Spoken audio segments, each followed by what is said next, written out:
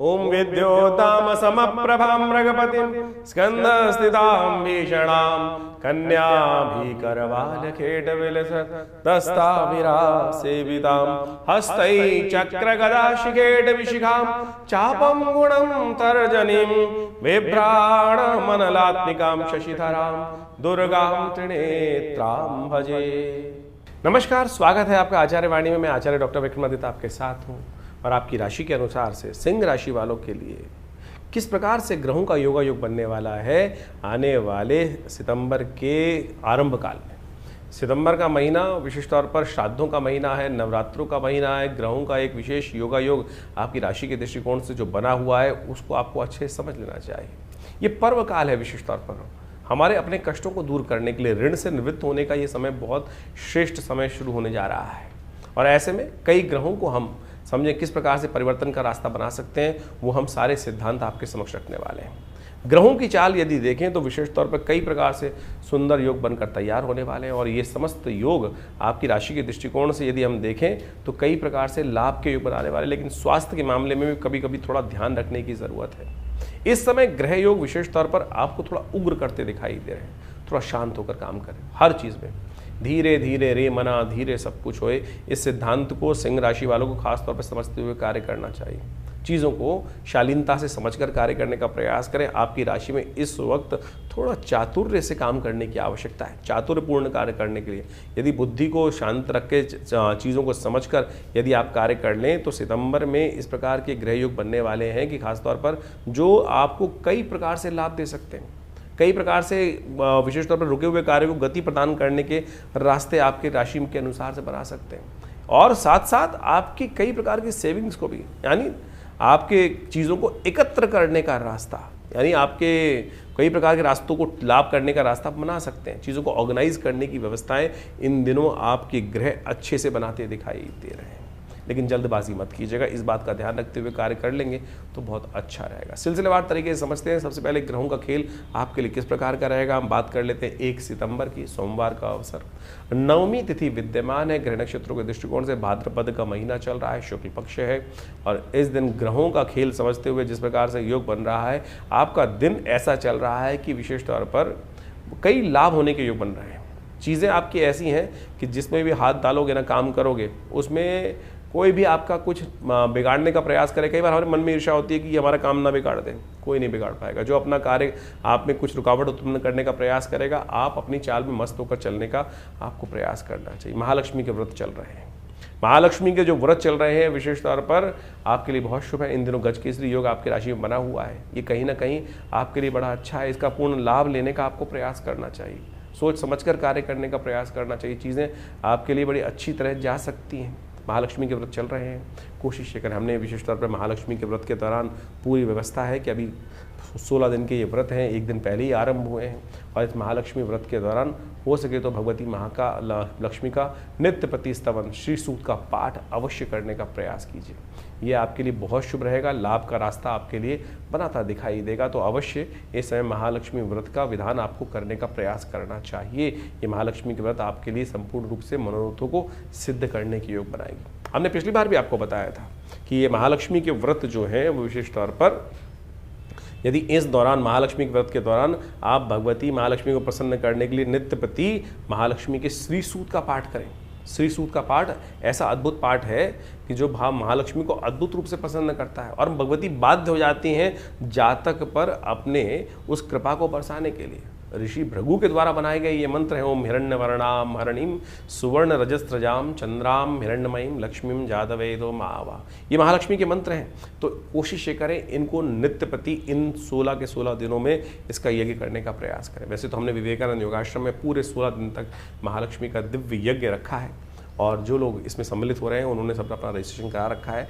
आप सब लोग उसमें भी अपने साथ अपने नाम से एक ब्राह्मण की व्यवस्था कराना चाहें तो हमारे आश्रम से संपर्क साध सकते हैं। नंबर्स आपके सामने स्क्रीन पे चल रहे हैं। और ये दिव्य प्रयोग है, जिसने भी करके देखा, हमने बहुत सारे हज़ारों लोगों पर इनका मंत्र बताया। और जिसने इस महालक्ष्मी मंत्र का जो विशेषता पर जिसको कहा जाता है श्री सूक्त, इसका स्तवन किया है। हमारे अपने जीवन में बहुत बार आवश्यकता पड़ती है। धन के बिना तो कोई कार्य चलता नहीं है। और जब भी इसका श्रद्धा विश्वास के साथ आवश्यकता के अनुसार से इसका सानिध्य मंत्र का लिया गया है, जिन जिन ने लिया है उन पर कृपा अवश्य हुई, लेकिन मंत्र शुद्ध होना चाहिए।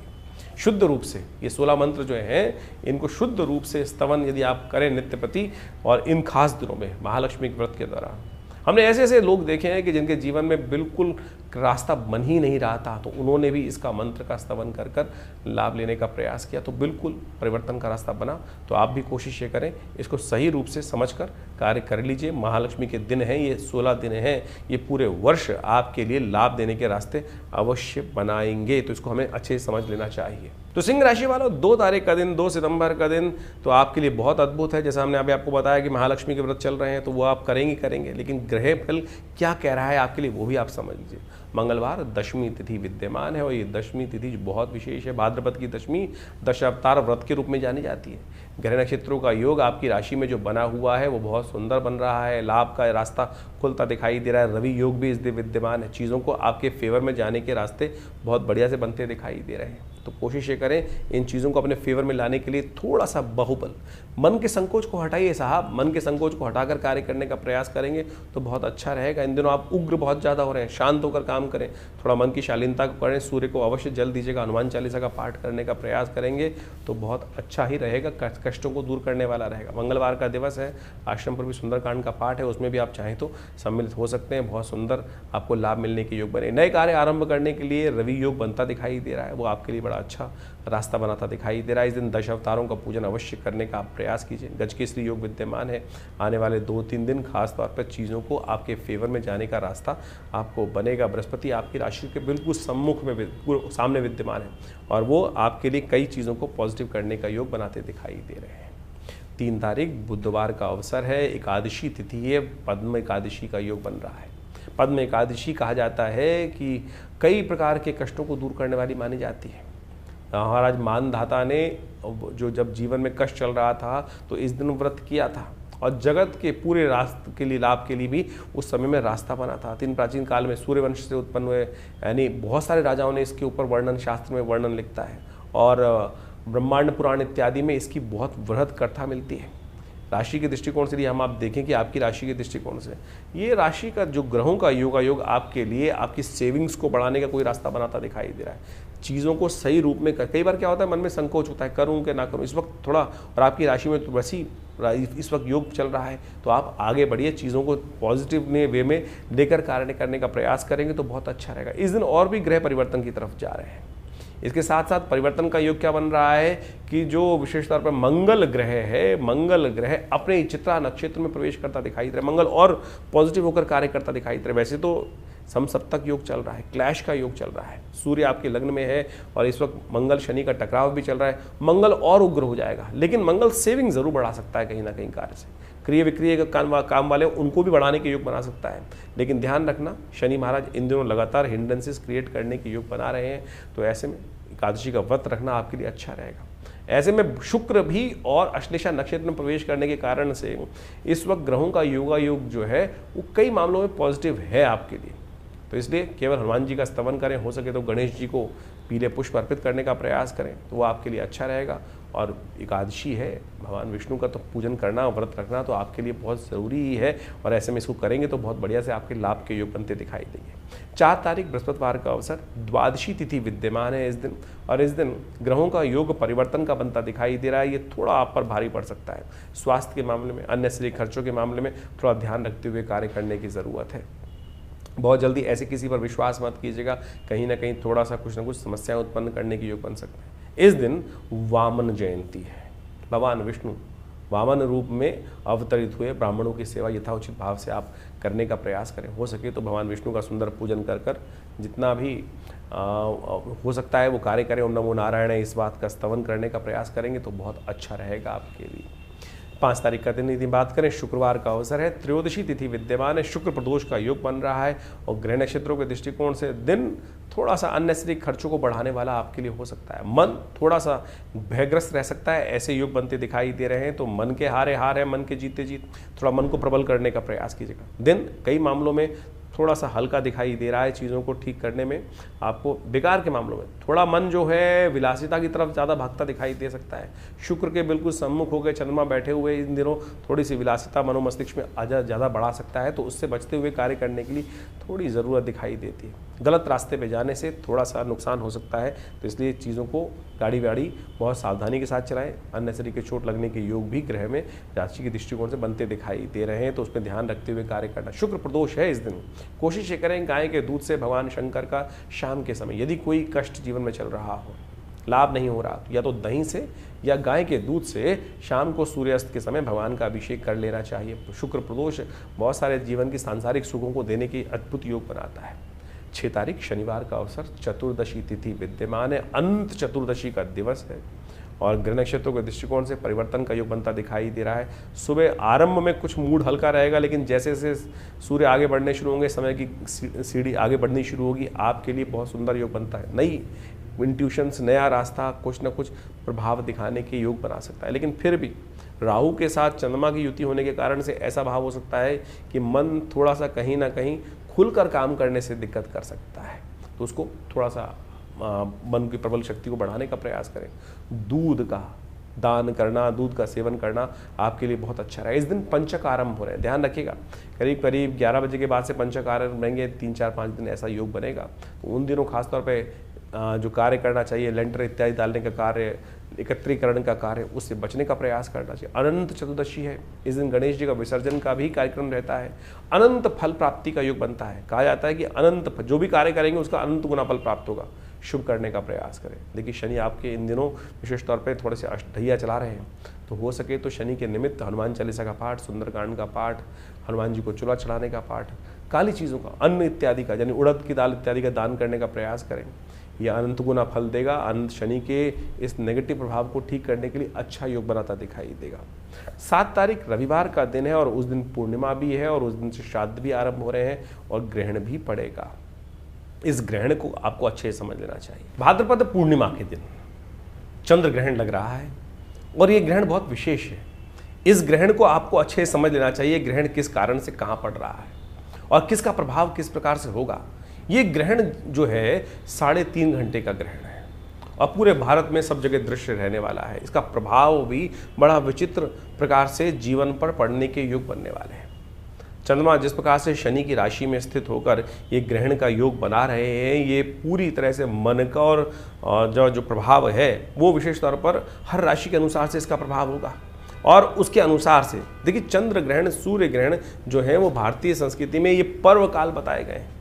बहुत सारे लोगों ने इसको भ्रांति बना लिया और पता नहीं बहुत सारे ऐसे ऐसे नियम बना दिए गए हैं जिनका शास्त्र में कहीं कोई औचित्य नहीं है। जैसे जैसे काल पद्धति आती गई, लोगों ने इसको अपने अनुसार से बहुत अनेक प्रकार से अपनी भावनाएं पता नहीं कहाँ करती गई। और एक बात समझें कि ग्रहण कोई अशुभ काल नहीं है। ग्रहण एक पर्व काल के रूप में ज्योतिष विज्ञान के अनुसार जब पंचांगकर्ता लिखते हैं तो उसके संपूर्ण ग्रहण को पर्व काल कहा जाता है और ये केवल विशुद्ध आध्यात्मिक है। अपनी आत्मिक उन्नति, जीवन के कष्टों को दूर करने के लिए वो काल बताया गया है। इसका प्रभाव लोगों ने इसका अनुभव किया और उसकी छाया जो होती है वो कभी शुभ नहीं होती। इसकी छाया से बचने के लिए अनेक बहुत प्रभाव होता है। हमने अनेक केस देखे हैं। हमारे एक परिवार में व्यक्ति थे और कहा जाता है उन्होंने जब देखा, हमने वो घटना स्वयं देखी है कि उनकी माताजी ग्रहण काल में सो गई थी और जब उनका जन्म हुआ तो उनके कान कई प्रकार से बंद थे, बहुत सारी शारीरिक तौर पे विक्षिप्तियाँ थी। तो ऐसा घटनाएं बहुत सारी होती हैं। उसी घटना को बचाने के लिए शास्त्र में कहा गया है कि ऐसे समय में केवल हमको भगवान परमात्मा का भजन करने का प्रयास करना चाहिए और उस छाया को दर्शन में नहीं जाना चाहिए। छाया उस यानी आप घूमते फिरें, बहुत सारे लोग तो ऐसे भी हैं कि घूमते फिरते रहते हैं, कुछ प्रभाव नहीं होता है। शास्त्र में प्राचीन काल में ऋषियों ने इस पर शोध किया कि जो ग्रहण की किरणें होती हैं, ग्रहण का समय होता है, उसकी छाया किसी प्रकार भी शुभ नहीं मानी जाती थी, इसीलिए उससे बचने के लिए। अब आप समझे, सूर्य ग्रहण पड़ रहा हो, लोग देखने का प्रयास करते थे। खगोलीय घटना तो है, जो बाहर के वैज्ञानिक हैं वो ये केवल कहते खगोलीय घटना तो है, उसका प्रभाव पड़ रहा है। अगर देखोगे तो आंखें अंधी हो जाएंगी। आप उसकी जो ग्रिडल होती है उसको देखने के लिए, उस अंगूठी को निकलते हुए देखने के लिए लोग कितने लालायित होते हैं। देख लीजिए खुली आंखों से, क्यों प्रभाव नहीं है? ग्रहण का प्रभाव है, खुली आंखों से देखोगे खगोलीय घटना को तो आंखों में प्रभाव पड़ेगा। जब उसका प्रत्यक्ष प्रभाव है तो सूक्ष्म प्रभाव भी होगा। और ज्योतिष ने, हमारे आचार्यों और ऋषि मुनियों ने उसके प्रत्यक्ष के साथ साथ सूक्ष्म प्रभाव को भी समझने का प्रयास किया। तो इस प्रकार से बहुत सारे आप बच्चे देखते होंगे, कई बार क्या होता है कि ग्रहण काल में जो बच्चे जन्म लेते हैं, उसके आसपास जन्म लेते हैं और उनकी माता जी की छाया ग्रहण की पड़ गई होती है, तो कई प्रकार के पैचेस स्किन पर भी आने के योग बन जाते हैं। ज्योतिष ने इस प्रकार को भी अध्ययन किया कि जो पैचेस हैं, अंग भंग हैं, वो सब उसके कारण से हो जाते हैं, तो उससे बचने का प्रयास करना चाहिए। इसलिए कहा जाता है कि ग्रहण काल में बाहर ना निकलें। और क्या कहा जाता है, और अगर एक नियम बनाया गया, एक बहुत विशेष तौर पे समझने का नियम है, ग्रहण जो विशेष तौर पे साधना करना चाहता है उसके लिए कहा गया कि उस समय भोजन ना करें, और भोजन ना करें उस समय बैठकर भजन करें, परमात्मा का आराधना करने का प्रयास करें। और यदि वो नहीं करेंगे तो क्या होता है उसके लिए, और उसके साथ साथ ये नियम बताया कि उनके लिए नियम है कि आप ग्रहण का जब सूतक काल आरंभ हो जाए तो आप भोजन ना करें, और उस समय अपने आप को तैयार करें। जब ग्रहण आ जाए तो उस समय साधना करें, मंत्र जप करें और दान पुण्य करें। ग्रहण के आरंभ में आपको स्नान करना चाहिए, ग्रहण काल में यज्ञ करना चाहिए, और ग्रहांते दानम, ग्रहण के अंत में दान करने की व्यवस्था है। ये नहीं तो बहुत सारे लोग क्या करते हैं कि ग्रहण काल में कौन दान लेगा? ग्रहण काल के अंत में हमें दान देने का प्रयास करना चाहिए। ग्रहण काल में जो कार्य किया जाता है, कहा जाता है उसका 100 गुना अधिक प्रभाव पड़ता है। तो इसलिए ग्रहण को पर्व कहा गया है। जो मंत्र आप जब साधारण समय में करेंगे, यदि मानसिक तौर पर ग्रहण के समय में उस मानसिक जप को कर लें तो उसका कई गुना अधिक प्रभाव हो जाता है। ग्रहण काल में यदि यज्ञ कर लें तो उसका जो वैसे ही मंत्र जप से कई 10 गुना अधिक प्रभाव यज्ञ के जप का बताया गया, मंत्र के जप का से ज़्यादा 10 गुना प्रभाव यज्ञ का बताया गया है। और वही यदि ग्रहण काल में कर लेंगे तो कई गुना अधिक उसका प्रभाव, 100 गुना अधिक प्रभाव उस कर्म का उस समय में होता है। एक बार मैं कार्य कर रहा था, बहुत सारे एक व्यक्ति ने मुझसे बड़ा अजीब सा प्रश्न किया कि ग्रहण काल में हम तो शारीरिक संबंध बनाएंगे, ग्रहण काल में शारीरिक संबंध बनाते। मैंने कहा तुम नहीं हो, पहले तुमसे भी पहले बहुत सारे हुए हैं, तुमसे भी पहले इस कार्य करने के लिए बहुत सारे हुए हैं। केकसी का वर्णन शास्त्र में आता है, रावण की माता का।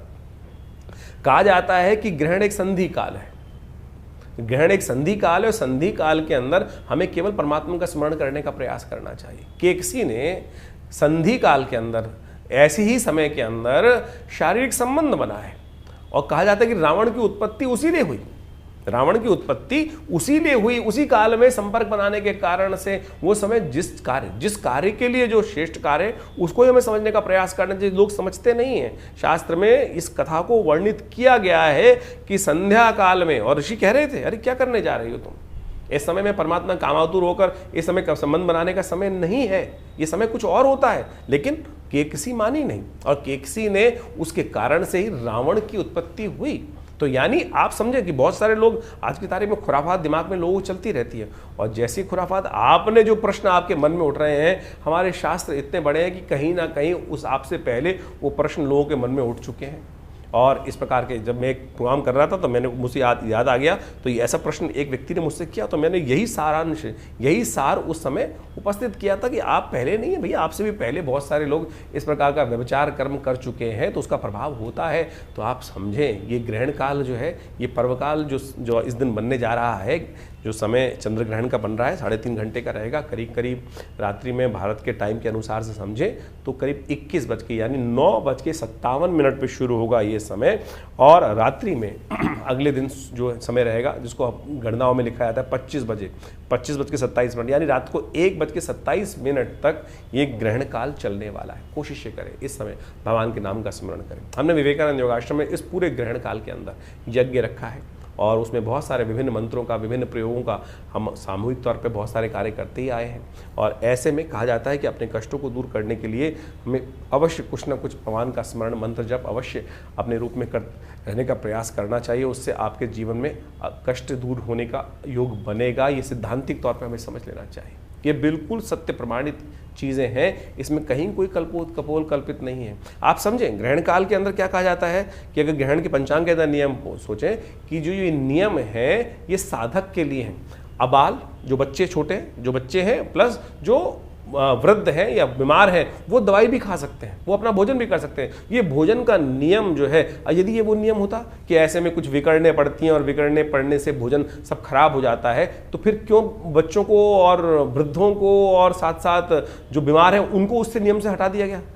अब ये भ्रांति कहाँ से फैली है? पंचांग, किसी पंचांग को उठा के देखो, उसके अंदर पंचांग करता या ग्रहण के नियम के वली के अंदर ये लिखा गया है कि ये जो नियम है इसमें बच्चों के लिए नियम नहीं है, ये नियम जो है वृद्धों के लिए नहीं है, बीमारों के लिए नहीं है, वो अपनी जो नियम कर रहे हैं वो कर सकते हैं, ये साधना के नियम है। तो आज जो एक से एक विद्वान लोग उपस्थित हो जाते हैं और कह देते हैं कि खाना खराब हो गया, ऐसा हो गया, वैसा हो गया, ये बाह्य बातें लोगों ने उपस्थित कर दी, तो इसको उस प्रकार से ना ले। मैंने आपके समक्ष, हमने यहाँ पे बहुत छोटा सा एक विवेचना यहाँ अपनी मति के अनुसार से उपस्थित करने का प्रयास किया है।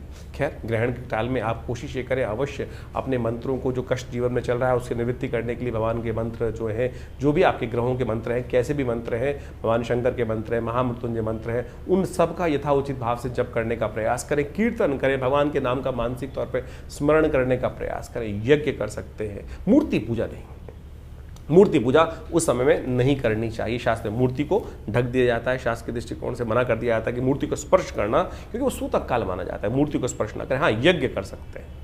ये आर्णिक सूत्रावली बहुत सारे ग्रंथों में इसको कहा गया है, मंत्र महार्णव इत्यादि समस्त ग्रंथों में, नियम में, धर्म सिंधु के अंदर इस बात को वर्णित किया गया है कि ग्रहण के आरंभ काल में हमको क्या करना चाहिए, ग्रहण के आरंभे, ग्रहण आरंभे हमको स्नान करना चाहिए, ग्रहण काले यज्ञ करना चाहिए, ग्रहणांते हमें दान करने का प्रयास करना चाहिए। तो आपकी राशि के अनुसार से क्या कुछ होने वाला है वो भी आपको समझने को मिलेगा। बहुत बढ़िया तरह से हमने इन सब चीज़ों को यहाँ रखने का प्रयास किया है, समझ लेंगे तो अच्छा रहेगा। सिंह राशि वालों, ग्रहण का बहुत विशेष प्रभाव है, आपको अच्छे से समझ लेना चाहिए। ये ग्रहण जो है वो आपकी राशि के दृष्टिकोण से आपके सप्तम भाव में पड़ रहा है, और यहाँ आपकी राशि के सप्तम भाव में पड़ता हुआ जो ग्रहण है ये विशेष तौर पर व्यवसायिक दृष्टि, ये सप्तम भाव जो व्यवसाय का भाव माना जाता है, जीवन साथी का भाव माना जाता है, और साथ साथ आपके बिल्कुल प्रभाव को देखता है। तो ये अननेसेसरी के व्यवसाय में व्यवधानों को उत्पन्न कर सकता है। जो वैवाहिक लोग हैं उनके जीवन में कई प्रकार की बाधाएं देने की, यानी कहीं ना कहीं वियोगात्मक योग बना सकता है, तो अपने संबंधों को शांत रखने का प्रयास करना चाहिए। ग्रहण का प्रभाव कहा जाता है कि 3 महीने तक रहता है, तो ऐसे में विशेष तौर पर थोड़ा सा आने वाले 2 महीने जो है, शनि का, मंगल का समसप्तक योग चल रहा है, षडाष्टक योग बनने वाला है, तो ऐसे में थोड़ा सा शालीनता से, ध्यान से, गुस्से को ना बढ़ने दें। वैसे ही आपका सूर्य लग्न में चल रहा है इन दिनों, तो आपको तो खास तौर पे इस ग्रहण के दौरान जितना हो सके तो आप मंत्र जप करने का प्रयास करें, वो बहुत ज़रूरी है आपके लिए। आपके परिवार को शांत करने के लिए माँ भगवती दुर्गा का मंत्र है, सर्वमंगल मांगल्ये शिवे सर्वार्थ साधिके शरण्ये त्र्यंबके गौरी नारायणी नमोस्तुते। इस मंत्र का, या देवी सर्वभूतेषु बुद्धि रूपेण संस्थिता नमस्तस्यै नमस्तस्यै नमस्तस्यै नमो नमः, इसका यथाउचित भाव से इस समय में जप करने का प्रयास करें। सूर्य शनि इन दिनों आपके नेगेटिव चल रहे हैं, राहु भी आपके नेगेटिव चल रहे हैं, तो इन सब के बीज मंत्र हो सके तो उस ग्रहण काल में अवश्य चलने का प्रयास करें। हमारे इस चैनल पर हमने इन समस्त मंत्रों के ऑडियोज़ यहाँ उपस्थित कर रखे हैं, आप हो सके तो उस ग्रहण काल में इन समस्त मंत्रों के ऑडियो भी चला सकते हैं। यदि याद है तो खुद कर ले, बहुत बढ़िया रहेगा, नहीं तो ऑडियो को श्रवण कर कर उस समय में, ग्रहण के काल में जब आपको ग्रहण का समय बताया गया है, उस समय से ग्रहण जब आपके क्षेत्र में पड़ रहा हो तो अवश्य इनका स्तवन करने का प्रयास कीजिए। भगवान की कृपा से आपके लिए ये ग्रहण से निवृत्ति का, कष्टों से निवृत्ति का योग बन जाएगा। तो अन्यथा आपकी राशि के दृष्टिकोण से ये समय आने वाले कुछ समय के लिए भारी दे सकता है। और जो लोग शादीशुदा हैं उनको खासतौर पर ध्यान रखने की ज़रूरत है। स्त्री हैं तो पति का खासतौर पर ध्यान रखें, और पुरुष हैं तो पत्नी का खासतौर पर स्वास्थ्य इत्यादि के समस्त मामलों में अन्न दान करना, सतनाजे का दान करना, काले उड़द का दान करना, ये समस्त चीज़ें आपके लिए बहुत श्रेयकर हैं। महामृत्युंजय मंत्र का भी जप करना आपके लिए अच्छा रहेगा इस समय में, तो अवश्य हल्का मत लीजिएगा। हमने जो बताया है उसको समझते हुए कार्य कर लेंगे तो बहुत अच्छा आपके लिए रास्ता बनता दिखाई देगा। इस दिन से श्राद्ध भी आरंभ हो रहे हैं, तो कोशिश ये करें अपने श्राद्धों के निमित्त अवश्य कुछ ना कुछ दान पुण्य करने का प्रयास करें। तो श्राद्ध का, क्योंकि ग्रहण का काल से करीब करीब 10 घंटे पहले सूतक आरंभ हो जाएगा, तो रात्रि में 10 बजे से 10 घंटे पहले, सुबह 10 बजे, तो श्राद्ध इत्यादि कर्म सुबह 10 बजे से पहले ही होगा। तो भोजन जो कराना हो सुबह 10 बजे से पहले ही कराकर अवश्य कर लीजिए। इस दिन सत्यव्रत भी रहेगा, सत्यव्रत के लिए जो पूजन पाठ रहेगा वो सुबह 10 बजे से पहले ही करने का प्रयास करें। व्रत आप दिन भर रह सकते हैं, लेकिन पूजन भगवान सत्यनारायण का कर सुबह 10 बजे से पहले कथा का श्रवण करना आपके लिए पुण्यदायक माना जाता है। तो इस समय में इसका लाभ लेते हुए कार्य कर लेना चाहिए, तो आपके लिए बड़ा अच्छा रहेगा। आप इन समस्त सिद्धांतों को समझते हुए कार्य करें तो अच्छा रहेगा। 8 तारीख का दिन सोमवार का अवसर है, प्रतिपदा तिथि आरंभ हो रही है, और उस दिन ग्रहों का, नक्षत्रों का परिवर्तन का योग भी बनता दिखाई दे रहा है। ग्रह जो है विशेष तौर पर आपके लिए गजकेसरी योग का निर्माण कर रहे हैं। दिन आपके लिए लाभदायक सिद्ध हो सकता है। सही इंट्यूशन जो मन में आ रहा हो उसको उपयोग कर लीजिएगा। ये जो खास तौर पे दिखाता है कि इस समय में इंट्यूशन का उपयोग करते हो, जो चीज़ मनोभाव में विचार आ रहे हैं, कई बार जो विचार आते हैं कहीं ना कहीं से टेलीपैथिकल पॉइंट ऑफ व्यू, जितना सरल व्यक्ति होगा उसको उतना इंट्यूशन प्रबल होगा। इसका यूटिलाइज आपको करने का प्रयास करना चाहिए, वो आपके लिए अच्छा दिखाई दे रहा है। लेकिन जैसे जैसे दिन आगे बढ़ेगा उसके बाद थोड़ा सा ग्राफ हल्का दिखाई देता है, तो यानी सुबह सुबह जो दोपहर तक का समय, मध्याह्न तक का समय आपके लिए बड़ा उपयोगी दिखाई दे रहा है, उसका लाभ आपको लेने का प्रयास करना चाहिए। प्रतिपदा का श्राद्ध, जिन दिवंगत आत्माओं का गमन इस संसार से प्रतिपदा के दिन हुआ है, तो उस दिन इनका श्राद्ध, उनके निमित्त अवश्य ब्राह्मण भोजन, गौ ग्रास अवश्य निकालने का प्रयास करें, तर्पण इत्यादि करने का प्रयास करें, वो आपके लिए अच्छा रहेगा। 9 तारीख मंगलवार का अवसर है, द्वितीय तिथि विद्यमान है। ग्रह नक्षत्रों के दृष्टिकोण से, आपकी राशि के दृष्टिकोण से इस समय मन जो है थोड़ा सा भटकता दिखाई दे रहा है। चीज़ों में थोड़ा सा अनायास की बातें आपके इमोशनल पॉइंट ऑफ व्यू से, फिलोसफिकल पॉइंट ऑफ व्यू से आप जो थोड़े जो हैं अनमने से रहते दिखाई दे सकते हैं। देखिए, थोड़ा सा आध्यात्मिक डिस्कशन करना और कोशिश कर उससे संबंध में चीज़ों को लाभ लेना आपके लिए अच्छा बन सकता है। लेकिन ध्यान रखें, सर्वार्थ सिद्धि योग है, नए कार्यों को आरंभ करने के लिए कुछ बहुत आवश्यकता है, तो मुहूर्त है दिन भर का, उसका लाभ आप लेते हुए कार्य करेंगे तो अच्छा रहेगा। आगे बढ़ते हैं, 10 तारीख के संबंध में बात कर लेते हैं। बुधवार का दिन है, तृतीया तिथि विद्यमान है और इस दिन ग्रहों का परिवर्तन का योग बन रहा है। सुबह थोड़ी हल्की दिखाई देती है, लेकिन शाम आते आते आपके अंदर कुछ न कुछ धर्म से के क्षेत्र में अध्यात्म का साथ लेने के कारण से बहुत सारी चीज़ों का पॉजिटिव चेंजेस आने के योग बन सकते हैं। तो ऐसे में अपने आप को इमोशनली स्ट्रांग रखने की ज़रूरत है। छोटी छोटी बातों पे मन के अंदर तक बात को ना लेके जाए। कई बार क्या होता है, सामने वाले का कोई प्रभाव चल रहा है, कोई बातचीत हो तो दिल को आघात कर देती है और उसके कारण से बहुत ज़्यादा कष्ट होने के योग बन जाते हैं। सीधा समय का खेल है, समय के समय खेल को समझते हुए कार्य करना चाहिए आपको। इस दिन भद्रा है, करीब करीब दोपहर को 3 बजे, 3:30 बजे तक भद्रा का योग दिखाई दे रहा है। उस समय तक नए कार्यों को करने से थोड़ा बचना चाहिए। पंचक इस दिन समाप्त हो जाएंगे और पंचक को शाम के करीब करीब 6 बजे के बाद पंचक समाप्त होने के योग बनते दिखाई दे रहे हैं। तो ऐसे में उसके बाद नए कार्यों को आरंभ करने का योग भी बन सकता है। तो राशि के अनुसार से तो आपने अपने दिन पर दिन किस प्रकार के ग्रह योग बन रहे हैं वो आपने बहुत सुंदर तरीके से समझे। ग्रहों का प्रभाव तो वास्तविक तौर पर हर प्राणी पर, जगत के विशेष जड़ है या चेतन है, उन सब पर भी पड़ता दिखाई देता है शास्त्र के दृष्टिकोण से। और उसके प्रभाव के अनुसार से ही जीवन में, संसार में जो कुछ परिवर्तन के योग बनते हैं वो बहुत अच्छे से समय समय पर लोग उसको अवगत कराते ही रहते हैं हम लोग आपको।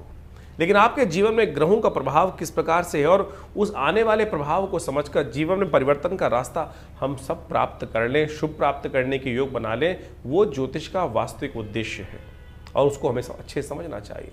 जो ये पर्व इत्यादि समय समय पर आते रहते हैं वो केवल पर्व नहीं है, केवल हर्षोल्लास के लिए, आनंद के लिए, दिवाली पर पटाखे चला लिए, होली पर हमने रंग खेल लिया, ये केवल वो औचित्य नहीं है। वास्तविक तौर पर एक बात समझ लें, ज्योतिष के साथ साथ पुराण इत्यादि समस्त शास्त्रों में जो रहस्य बताए गए हैं कि हम इस जो पर्व काल है, जो समय है, चाहे वो ग्रहण पड़ रहा है, इस समय में जो ग्रहण पड़ रहा है उसके अनुसार से आपने अपनी राशि के अनुसार से प्रभाव समझाई, लेकिन उन सब पर्व कालों में किस प्रकार से आप अपने जीवन में अपने कष्टों को दूर करने के लिए रास्ता ढूंढ सकते हैं, रास्ता बना सकते हैं, वो वास्तविक तौर पर शास्त्रों का विशेष प्रभाव है और विशेष उद्देश्य है। उसी के लिए इन समस्त कथाओं की संरचना की गई है। ये केवल इतिहास नहीं है। बहुत सारे लोग केवल इतिहास में केवल आनंद से समय काटने के लिए इन कथाओं का श्रवण कर लेते हैं। नहीं साहब, ये वास्तविक तौर पर हमारे जीवन में उन सिद्धांतों से समझकर अपने जीवन के कष्टों को दूर करने के लिए, समस्याओं को दूर करने के लिए, उस परम लक्ष्य को प्राप्त करने के लिए कि आगे बढ़ सके,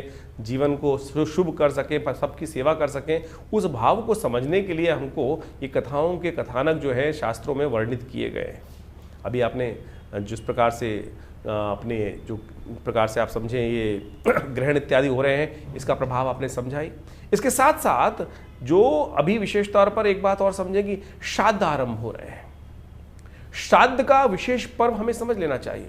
ये श्राद्ध का जो काल है ये विशेष तौर पर हमारे दायित्व का समर्पण है, ऋण का समर्पण है, ऋण से निवृत्ति का मार्ग है। जो हमारा कर्तव्य अपने पितरों के प्रति है उससे निवृत्ति का मार्ग बताता है। और इसके ऊपर विशेष तौर पर भारतीय संस्कृति में सबसे ज़्यादा शोध किया गया और अब बाहर भी जाकर लोग इस पर शोध करने का कार्य कर रहे हैं। बहुत सारे समय समय की कथानक, बहुत सारे इंसिडेंट लोगों के समक्ष आते रहते हैं और उन सब ने देखा कि बहुत बढ़िया तरीके से ये जो पद्धति है इसके ऊपर बहुत विशेष तौर पर आज ही नहीं, अनादिकाल से, बहुत लंबे समय से Annie Besant, W Leadbeater, इन सब ने भी ये theosophical society India, theosophical society world wide जो थी, उन्होंने बहुत जबरदस्त शोध करके दिखाए। आत्माओं से संपर्क साधने का प्रयास किया गया और उन आत्माओं से संपर्क साधने के बाद उन विशेष तौर पर वर्णन किया गया। डब्ल्यू लेड बीटर की तो एक किताब है इनविजिबल हेल्पर। यदि आप उस किताब को पढ़ने का प्रयास करेंगे, समझने का प्रयास करेंगे, उसमें जो इंसिडेंट बताए गए हैं उन्होंने उनको सही से समझोगे तो सही रूप से समझना कि जीवन में बहुत सारे कष्टों को दूर करने का योग बना सकते हैं। एक व्यक्ति हमारे आश्रम में आए, बहुत वर्ष पुरानी बात है, और यहीं फरीदाबाद से संबंध रखते थे, और वो हमारे आश्रम पर आकर उन्होंने अपने जीवन में घटी हुई प्रत्यक्ष घटना को वहाँ बताया। बहुत अद्भुत घटना है, समझनी चाहिए कि किस प्रकार से उस घटना क्रम से कैसे उनके जीवन में परिवर्तन आया। काल घटना है, खंड है और निकल जाता है। एक बार एक घर में कहा जाता है वो व्यक्ति जब आया उसने बताया कि उनके बड़े भाई की मृत्यु हो गई थी, और बड़े भाई की जब मृत्यु हो गई, उस बड़े भाई की एक लड़की भी थी जिसकी शादी नहीं हुई थी। छोटा भाई दायित्व आया बड़े भाई की करने के लिए, कुछ परेशान सा रहता था कैसे, इतना बढ़िया समृद्ध परिवार था नहीं। ये घटना आज से बहुत लंबी पुरानी नहीं, कुछ ही वर्ष पुरानी घटना है। और हमारे आश्रम में हमारे पिताजी उन दिनों विद्यमान थे, उनके समक्ष आकर उसने जब ये बात रखी, आज बाई चांस वो बात हमको याद आ गई। हमको समझना चाहिए किस प्रकार से दिवंगत आत्माएं आपके जीवन में आकर आपके कष्टों को दूर करने का योग बना सकती हैं। वो व्यक्ति आश्रम पे आया और उसने बताया कि इस कारण से घटना घटी, बड़े भाई चले गए, घर में एक बड़ी लड़की भी थी और साथ में बहुत सारे और भी दायित्व थे जो निर्वाह नहीं हो पाए थे। एक दिन रात में जब वो छोटा भाई सो रहा था तो उसको ऐसी ही कोई खटपट सुनाई थी, और ऐसा लगा कि जैसे बड़ा भाई जिसकी मृत्यु हो गई थी वो कह रहा हो आकर उसके कान में, कह रहे उठ, तेरे घर में चोरी होने वाली है, भैंस को कोई चुरा के ले जाने वाला है। एकदम उसको उठा, खटपट से आवाज़ सुनकर जैसे उठा तो देखा भैंस खुली हुई है, और उसको लगा ऐसे ही कुछ हुआ होगा, भैंस खुली पड़ी होगी या कोई चोर वोर होगा, भाग भूग गया होगा, किसी ने खोली। कैसे खुल गई? रस्सा खुला हुआ था, यानी वो व्यक्ति ने ये बात रखी, उसने दोबारा बांध बूंद दिया। 2-3 दिन बाद फिर एक घटना घटी, उसके आभास हुआ कि रात्रि में उसके भाई जो दिवंगत थे वो आके उसको बोल रहे हैं, चिंता मत कर, तू इतना परेशान रहता है कि जो घर के जो दायित्व है, बिटिया की शादी है, सब हो जाएगी। मैं तेरे को एक रास्ता बता रहा हूँ, इस रास्ते को अपना। वो जो व्यक्ति गांव में बैठा था, जो छोटा आदमी था, जो छोटा भाई था, वो सट्टे का काम करता था। सट्टे का काम उन दिनों बहुत ज़्यादा चलता ही है, सट्टे में अनाज की खरीद फरीद के, उनमें सट्टे का काम करता था। उसने उस भाई को सपने में आके बताया कि इस चीज़ के दाम आने वाले कुछ दिन तक लगातार बढ़ने वाले हैं, थोड़े से पैसे लेके इसमें लगा दियो और जो पैसा फ़ायदा हो उसके द्वारा बिटिया की शादी कर दियो। उसने कुछ दिन देखा और उसके बाद जब वो चीज़ का अनुभव हुआ तो उसने थोड़े से पैसे लेकर उसमें लगाए और उससे उसको लाभ हुआ।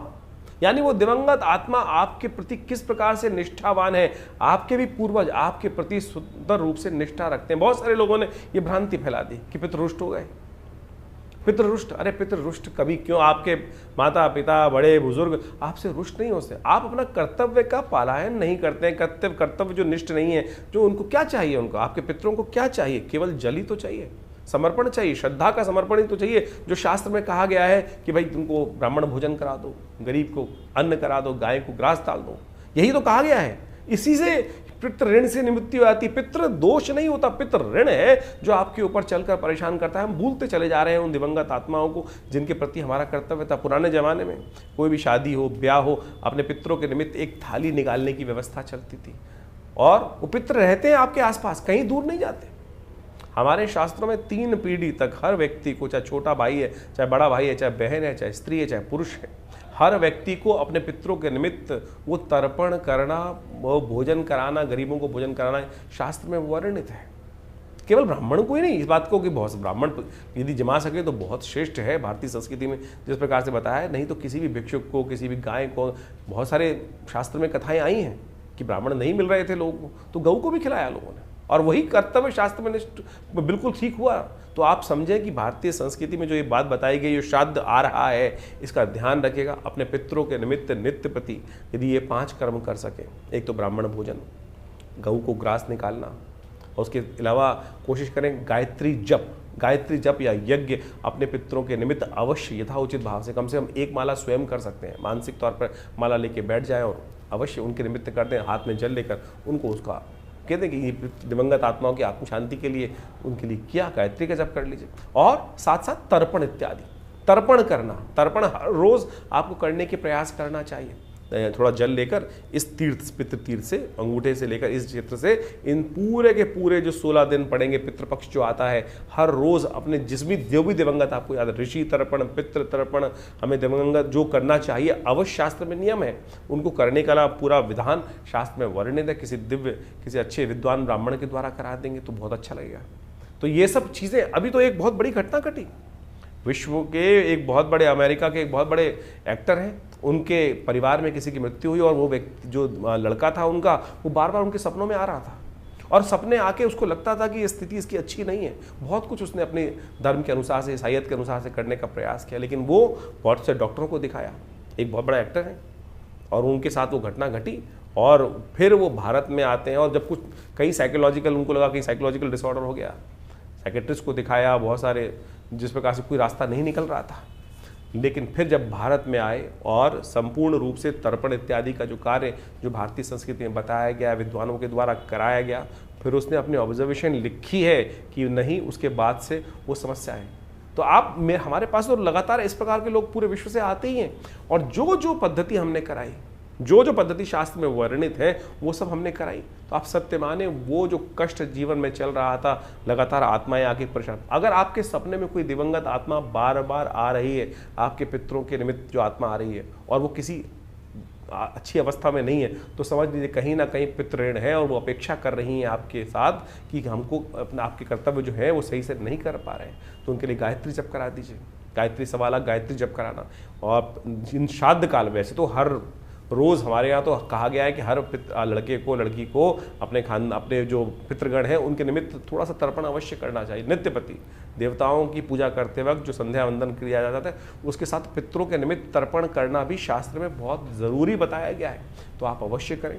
हमने इस पितृपक्ष में आश्रम पर विशेष व्यवस्था करा रखी है कि जो जो अपने पितरों के निमित्त गायत्री यज्ञ कराना चाहते हैं, या जो विशेष तौर पर उनके निमित्त ब्राह्मण भोजन इत्यादि समस्त कार्य यदि घर पे नहीं कर पा रहे हैं, तो कम से कम अवश्य हमारे आश्रम पे पूर्ण व्यवस्था उनकी रहेगी। अपने पितरों के निमित्त गायत्री जप इत्यादि समस्त जो शास्त्र वर्णन तरीके हैं दिवंगत आत्माओं की आत्म शांति के लिए अवश्य कराने का प्रयास करें, और देखेंगे उससे मन शांति प्राप्त होती है। मन के बहुत सारे भार जो हैं, बार बार इस प्रकार की समस्याओं को ठीक करने के लिए खुद कर सके तो बहुत बढ़िया है, खुद कर सके तो बहुत बढ़िया। अपने पितरों के निमित्त एक घटना घटी, हमारे आश्रम पर आने वाला एक जातक था, और वो खूब अच्छा पिताजी के शिष्य रहे, और खूब अच्छा, बहुत बढ़िया पैसा वैसा खानदान में छोड़ के गए। और आप सत्य माने कि उनका एक दिन समय आया, शरीर पूरा हो गया, जब उनकी वार्षिक श्राद्ध कर रहे थे उनके घर वाले, तो बाई चांस वो जो कपड़े थे कुछ हल्के, जिस प्रकार के वो पहनते थे, वो किसी हल्के कपड़े लेके आए। आप समझे, उस दिवंगत आत्मा ने उस व्यक्ति को आकर बताया कि क्या मैं इतना छोड़ गया, इससे संतुष्टि नहीं हुई क्या, तुम मेरे पहनने लायक कपड़े भी उस प्रकार से नहीं कर सकते। यानी दिवंगत आत्माएं आती हैं और आपसे अपेक्षा रखती हैं इतना ही कर्म करने की आपको आवश्यकता है। बहुत सारे लोग, अभी एक हमारे पास एक व्यक्ति आया, बहुत दिन पहले मैं किसी कार्यक्रम में उपस्थित था, और कार्यक्रम में उपस्थित होते हुए था, वहाँ पर उस व्यक्ति ने मुझ प्रश्न किया, शायद टीवी पे ही था, किसी टीवी चैनल पर ही लाइव डिस्कशन चल रहा था, उस पर कॉल किया उसने कि महाराज ये बताएं कि हमारे घर में ऐसी ऐसी घटना तो नहीं हो जाएगी। मैंने कहा क्यों, क्या हुआ? बोले कि कोई बीमार है, अगर वो मर जाएंगे तो हम बर्बाद हो जाएंगे। मैंने कहा ऐसी क्या बात है, क्यों बर्बाद हो जाओगे?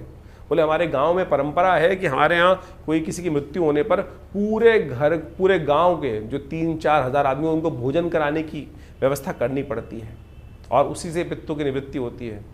ये शास्त्र में कहीं वर्णित नहीं है भाई, शास्त्र में कहीं नहीं कहा गया इस प्रकार की बातें कि आप उधार लो, पैसे नहीं है, और उससे लेकर लोगों को भोजन कराओ।